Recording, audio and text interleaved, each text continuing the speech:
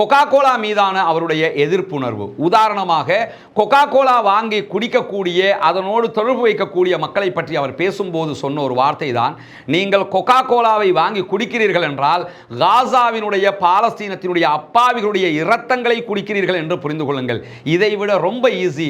கொக்கா கோலாவை வாங்குறதை விட கொஞ்சம் குண்டுகளை வாங்கி கொண்டு இஸ்ரேல்கிட்ட கொடுத்துட்டு வந்துருங்க, அதன் மூலமாகவே அவர்களை கொன்று விடுவார்கள் என்று சொல்லி ஒரு கருத்தை சொல்லியிருந்தார். இவர் சர்வதேச மட்டத்திலே இதற்காக மிக பெரும் சர்ச்சைக்குரிய நபராகவும் பார்க்கப்பட்டிருந்தார். நமக்கெல்லாம் தெரியும், இஸ்ரேலிய தயாரிப்புகளை சர்வசாதாரணமாக இப்ப கூட நோன்பு திறக்கிற நேரங்களில் கூட நம்ம இஸ்ரேலுடைய ப்ராடக்ட்டுகளை வச்சு நோன்பு திறக்கக்கூடிய காட்சி, அது குளிர்பானங்களாக இருக்கலாம், மற்ற பொருட்களாக இருக்கலாம், அதையெல்லாம் வச்சு தான் நம்முடைய இஃப்தாருடைய நிகழ்வையே அலங்கரித்து கொண்டிருப்போம். அந்த நேரங்களில் யுவான் ரிட்லி சொன்ன இந்த தகவலையும் நினைத்து பாருங்கள்.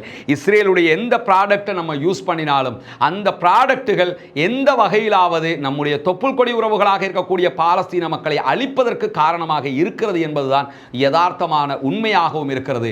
நம்மால் எந்த அளவுக்கு அதை தவிர்த்து கொள்ள முடியுமோ அந்த அளவுக்கு தவிர்த்து கொள்ள வேண்டும். தவிர்த்து கொள்ள முடியாத ஒரு இக்கட்டு என்றால் அதற்கு இஸ்லாம் எந்த விதமான குற்றத்தையோ எந்த விதமான திட்டுதல்களையோ வசைபாடல்களையோ எங்கேயுமே சொல்லவில்லை. முடிந்த வரைக்கும் அந்த மக்களுக்காக அவற்றை தவிர்த்து கொள்வதற்கு முயற்சிக்க வேண்டும். அதைத்தான் கொஞ்சம் ஸ்பீடாகவே போய் யுவான் ரிட்லி இப்படியான வார்த்தைகளூடாக